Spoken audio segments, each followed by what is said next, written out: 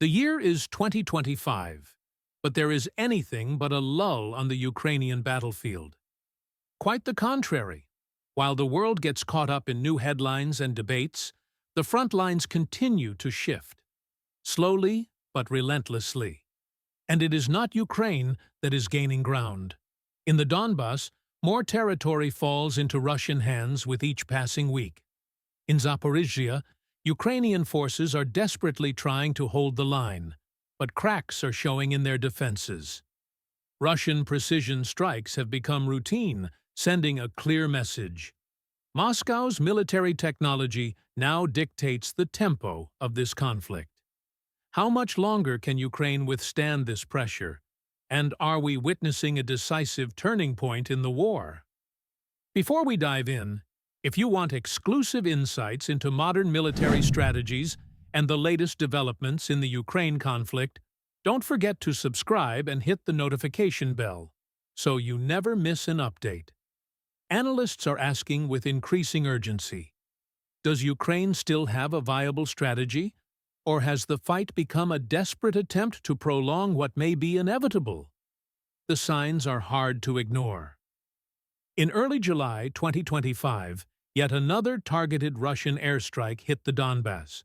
This time, the legendary ODAB 1500 thermobaric glide bomb dropped from a Su-34 was used. The target, Ukraine's 100th Separate Mechanized Brigade near Pleshchayevka. The result was devastating.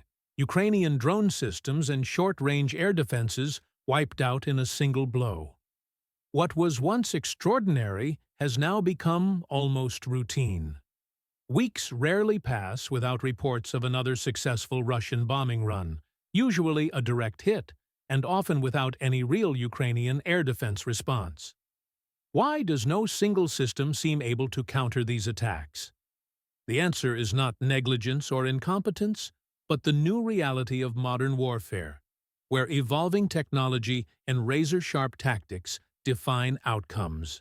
The ODAB 1500 is not a conventional missile, but a guided glide bomb fitted with a UMPK kit, capable of gliding up to 50 kilometers before hitting its target, long after the launching aircraft has left the area. Famous Western air defense systems, Patriot, NASAMS, IRIS-T, were designed to intercept planes, missiles, or drones, but not these falling bombs that are difficult to detect by radar. For Ukrainian frontline positions, this means they are nearly defenseless against Russia's advanced bombing technology. Another key dynamic is the structure of Ukraine's air defense network, whose weaknesses are becoming increasingly apparent. The majority of defense systems are concentrated around large cities to protect infrastructure and civilians.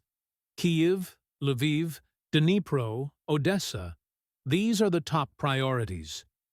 Yet, on the active front lines in places like Pleshchayevka, adequate protection is sorely lacking. If all systems were redeployed to the front, millions in the big cities would be exposed to Russian missiles and drone swarms. Ukraine's leadership faces a bitter dilemma: protect the cities or the front lines. Both appears no longer feasible. Russia exploits this weakness ruthlessly. The method is simple, yet devastating. Russian jets deploy glide bombs from a safe distance, systematically destroying tactical positions with minimal risk to their own pilots. For Ukraine, this translates to a constant attrition of positions. First, local defenses and recon are wiped out, followed by critical supply lines. The shifting dynamics on the ground send a clear message. Wherever Russian technology is used, Ukrainian forces are forced to pull back. Complicating matters, the Ukrainian military remains heavily dependent on massive Western support. Artillery, air defense, even drones, most are supplied by the United States, European Union, or United Kingdom. This steady flow helped Ukraine survive the early years, but now in 2025, a new concern emerges. What if political winds change? How long will these lifelines last? In Washington and Brussels, doubts and debates are already erupting over future aid. Ukraine's defensive independence has never seemed so remote. While some still call it a survival strategy, it has increasingly turned into little more than a strategy of endurance. Ukrainian defense lines keep retreating. Avdiivka is already lost. Mariinka exists only on maps. Chasiv Yar is nearly encircled. Each retreat follows the same pattern. Withdraw, request more weapons, attempt to recover lost territory. But the outcome remains unchanged. Strategic innovation is hard to spot. This raises a crucial question. What would it take to break this cycle? It is clear that relying solely on Western-supplied hardware will neither counter Russia's air dominance nor enable Ukraine to reclaim the initiative.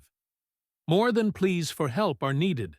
Domestic arms production must be ramped up, new strategies for decentralized air defense devised, and a realignment to new battlefield realities embraced.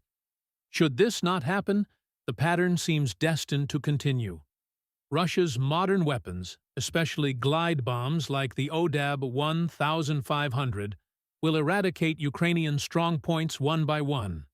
Supply constraints, dependency on foreign support, and weak defensive structures mean this war risks devolving into a series of strategic retreats. With every passing week, Ukraine's options shrink, losses mount, and pressure builds on political leaders. It's important to note, this war is no longer won by technology alone, but by adaptability and operational flexibility. Over time, Russia has proven able not only to deploy advanced systems like the ODAB 1500, but to use them broadly and shrewdly. By contrast, Ukraine's command clings to outdated operational doctrines, further limiting effectiveness. Kyiv's leadership continues to request more of the same from abroad, instead of accelerating domestic innovation, an increasingly costly stance. All of this underscores a hard truth.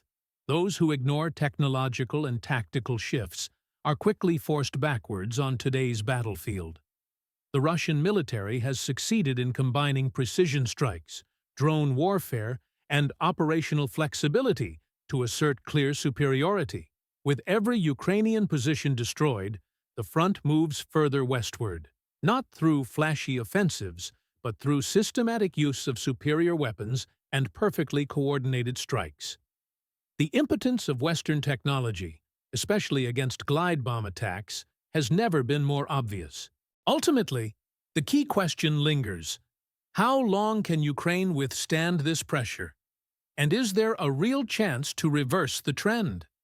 The answer lies less in new arms shipments than in Ukraine's ability to adapt its strategy and production quickly enough. Without innovation and fresh thinking, the cycle will go on. Further retreats, mounting losses, and endless pleas for more help, until the cost of conflict becomes truly unsustainable. In the end, this conflict serves as a lesson for modern warfare. Those who learn swiftly and evolve their approach dictate the tempo and direction. Russia has managed to blend technological edge with tactical flexibility and determination, pushing its opponent persistently onto the defensive.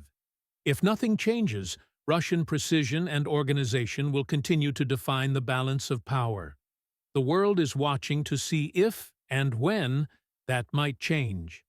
If you want in-depth analyses and up-to-date insights on strategy, military technology, and the course of the Ukraine conflict, subscribe to the channel, ring the notification bell, and share your thoughts in the comments. Your perspectives and questions enrich the discussion. We look forward to your views.